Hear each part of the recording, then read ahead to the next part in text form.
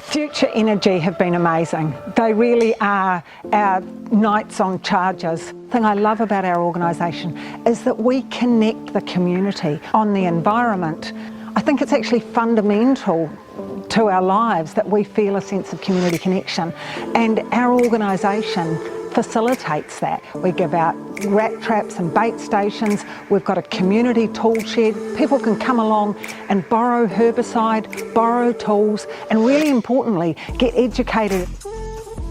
Future Energy's donation of the solar panels and the car charging unit will actually mean we can do that. But the other thing that's important about their donation is we're actually going to be able to show people what it's like to live sustainably, the importance of solar power. They've also donated a monitor, so we're going to be able to show people that are coming here our energy usage and what that means.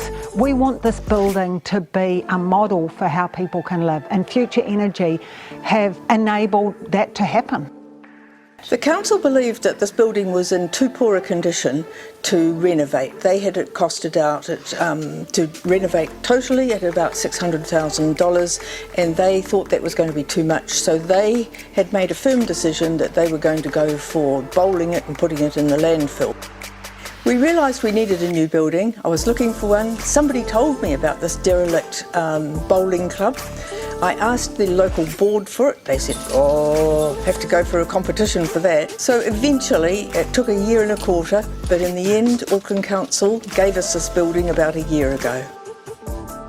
The key milestones that we've achieved so that we could move in are to get the building up to council requirements, and that meant that we had to fix the foundations, and so that was one major thing with the help of the Lotteries Board. We had to fix the electrics, which were sadly in disrepair.